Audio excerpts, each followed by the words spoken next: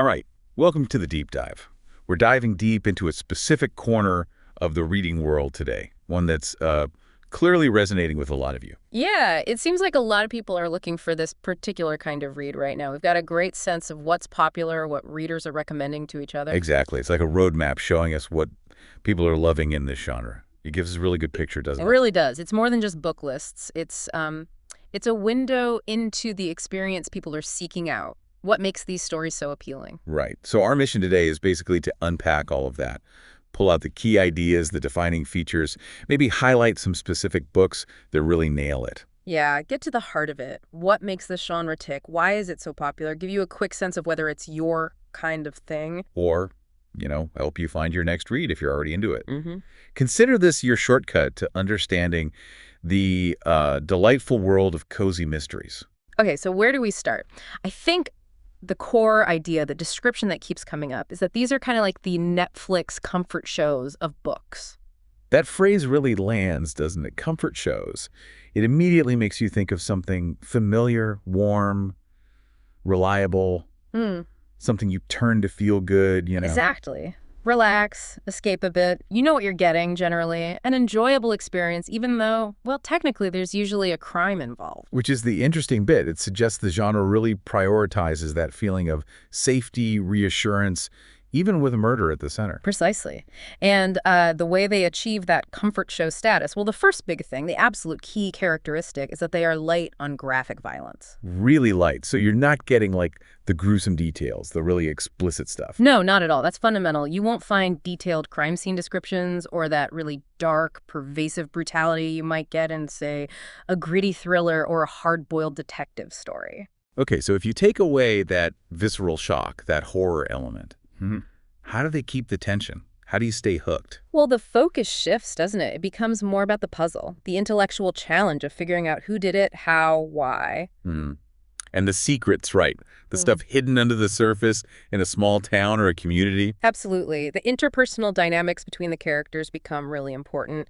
And the suspense comes more from the investigation itself. The amateur sleuth might get into a bit of a tricky situation. But not like life or death shootouts usually. Generally not. It's milder peril. The suspense is definitely there, but it's a different kind of suspense. It's more about anticipation, uncovering truths. Catching the killer before they get away, maybe? Exactly. Rather than the tension coming from intense physical danger. And balancing that lack of gore is the other big thing. Cozy mysteries are apparently heavy on charm. Okay. This is where the comfort really comes in, I imagine. What does that mean, though? Charm. Well, it comes from a few places. Settings are huge, often small towns, quaint villages, you know the type. Right, places that feel nice to be in. Or even specific locations, like a cozy bookshop or a bakery or an old inn. These aren't just backdrops. They feel like places you'd actually want to visit. They add so much warmth. Yeah, it makes sense. So charming settings. What else? Quirky characters. This is another cornerstone. Cozies thrive on distinctive, maybe slightly eccentric people. Okay, quirky how? Well, they're not your standard brooding detectives or just, generic townsfolk. They might have unusual hobbies, funny ways of talking, a unique outlook. They stand out. And those quirks aren't just for decoration, right? They'd probably matter to the story. Oh, absolutely. They add color, definitely, but often they drive the plot or provide a lot of the humor.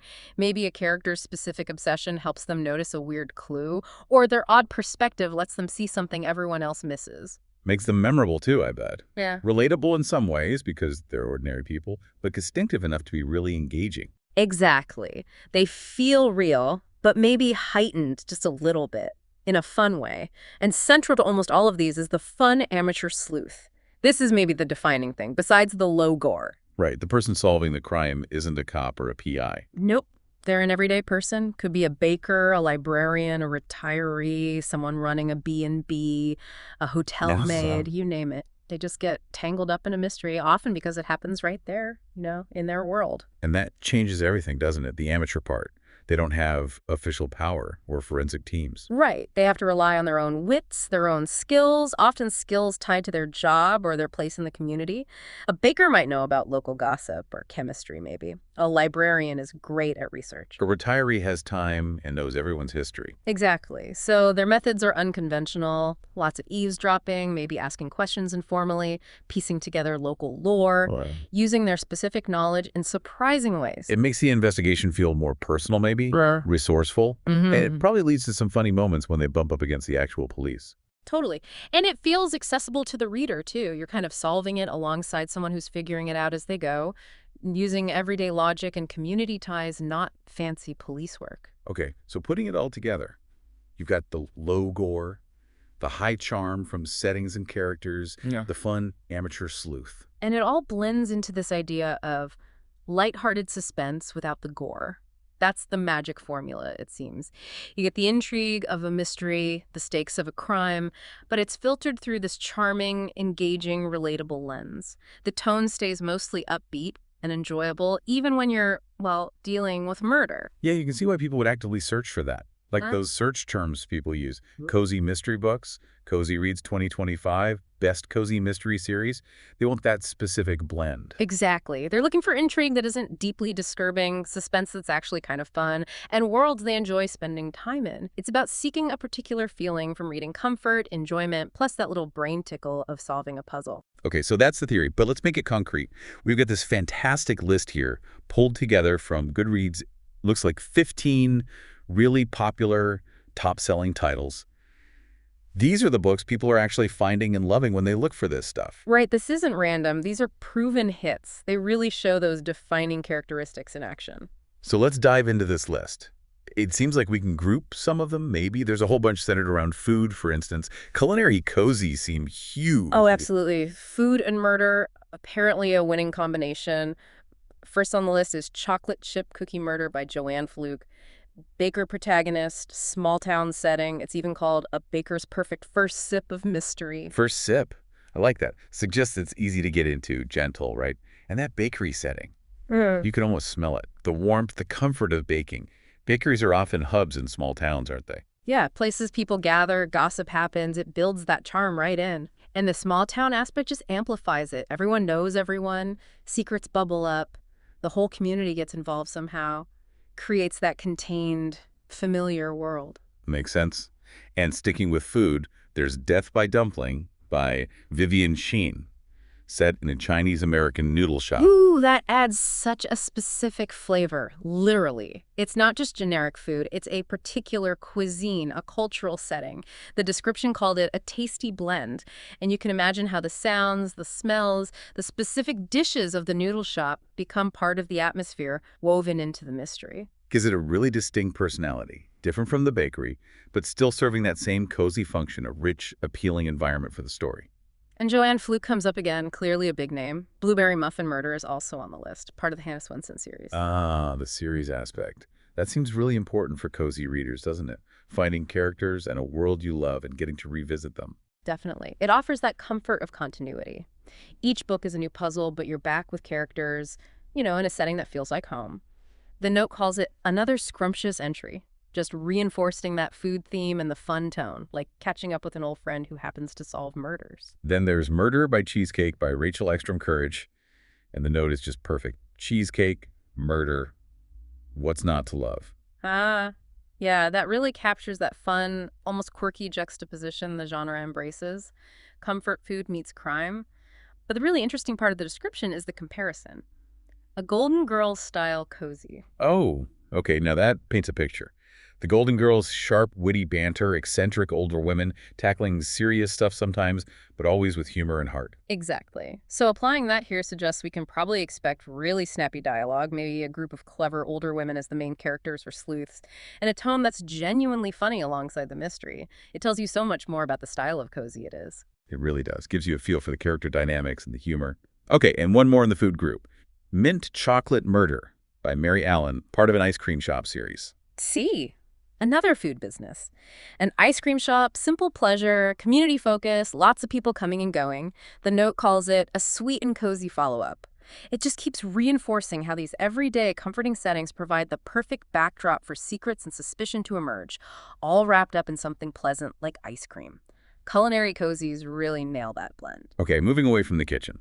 The list also shows how historical settings can create that cozy charm, like Crocodile on the Sandbank by Elizabeth Peters, set in historical Egypt. Yeah, this is a classic historical cozy. Part of the appeal is that escape to another time and place and exotic Egypt. Wow. A historical setting brings its own intrigue, different social rules, technology, dangers, but often without needing modern graphic violence. The description, historical charm meets sleuthing, sums it up. The charm is in the period details, the atmosphere. And the sleuthing must be different too, right? Mhm. Relying more on observation, maybe knowledge of the period. Exactly, navigating the social structures of the time. Then you have Danger on the Atlantic by Erica Ruth Neubauer, set on a 1920s ocean liner. Ooh, perfect setting for a mystery. Confined space, glamorous era. Totally. Limited suspects, everyone's thrown together, potential secrets galore. You get the charm of the Roaring Twenties, the fashion, the atmosphere, plus that built-in tension of a closed environment. It's noted as perfect for fans of historical cozy mystery, so it really hits those specific notes well. And another 1920s one, Death Down the Aisle by Verity Bright. This one's in England, around a wedding gone wrong. Right, so you get the historical period plus a specific social event. Weddings are always packed with drama, family secrets, conflicting emotions, perfect breeding ground for motives. The 1920s English setting adds another layer, maybe class issues, post-war changes. The tag historical cozy mystery read alike suggests it delivers exactly what fans of this subgenre expect. Historical has just used the past to build these really engaging, charming worlds. Makes sense. The list also features books where the location, even if it's modern day, is really central to the charm. Like Louisiana Longshot by Janet DeLeon, which has Southern flair. Yeah, here the charm comes from a really strong regional identity. Southern flair makes you think of specific culture, dialogue, maybe a slower pace, unique community dynamics. That sense of place becomes almost like a character itself. And the note mentions Southern flair and killer stakes.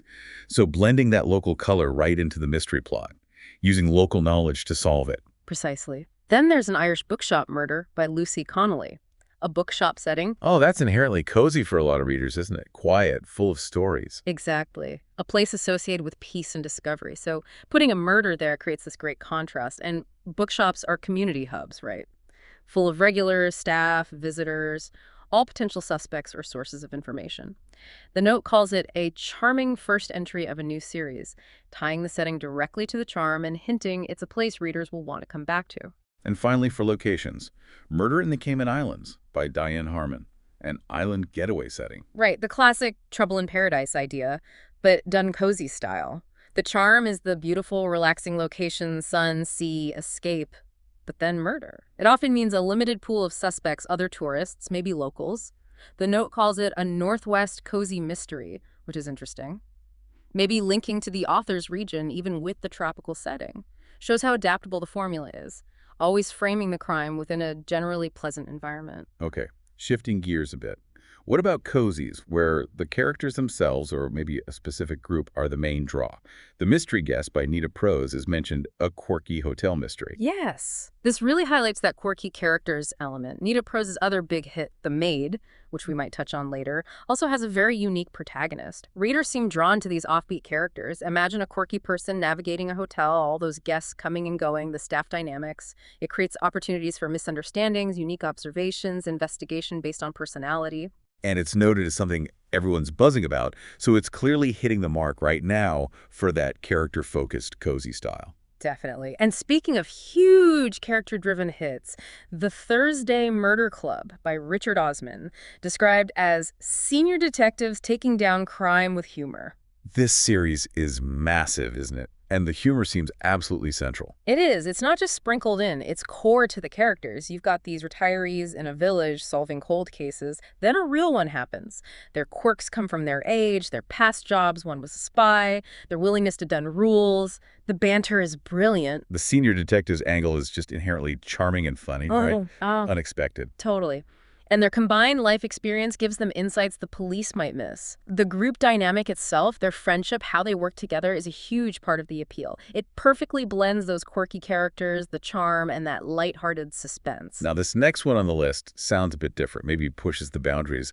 The Family Game by Catherine Steadman, described as dark, wealthy family drama that fits under psychological cozy mystery. Yeah, that one stands out. Dark and psychological aren't usually the first words you think of for cozy, so how does that work?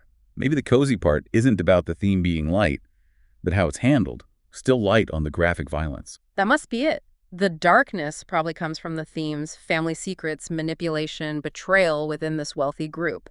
The psychological aspect focuses on minds, motives, mental games, not physical gore. So where does the cozy come in? Maybe the setting. A grand old house. Or just keeping the focus on the puzzle of relationships. Could be both. A contained atmospheric setting and focusing on untangling those complex relationships. Rather than visceral horror, it suggests maybe a subcategory. Exploring heavier themes but still within that core cozy framework, prioritizing the puzzle over the gore, maybe offering comfort through a satisfying resolution, or just the contained nature of the drama. It shows the genre isn't totally static. That makes sense. It adds a layer of nuance. Okay, and the last one on this main list, Murder at the Beauty Pageant by Helena Dixon. Glamour, secrets, and murder at a British pageant. Another great specific setting. Beauty pageants seem glamorous on the surface, but underneath. Intense competition, pressure, rivalries, jealousy. Tons of potential motives and secrets hidden behind the smiles. Perfect for a cozy plot, right? Focusing on the relationships, the hidden lives, driving the mystery through who knew what, rather than focusing on the crime scene itself. Exactly. So looking across this whole list, the bakeries, the historical settings, the bookshops, the senior sleuth, even that psychological edge case, they all use those core cozy elements just in different ways. They're popular, highly rated for a reason. And that phrase that came up, best feel-good crime novels, really captures it, doesn't it? It sounds like an oxymoron, but it makes sense in this context. It really does. It highlights that the reader's feeling is paramount, the resolution is usually satisfying, the journey getting there is often witty and engaging. Yes, there's a murder, but the overall tone and focus leave you feeling comforted, maybe amused, not traumatized. The feel-good comes from the world, the characters, the clever puzzle, all feeling sort of safe and fair, despite the premise. Right. Now, beyond that main list, there were a few other suggestions mentioned, kind of like ways to keep the cozy vibes going.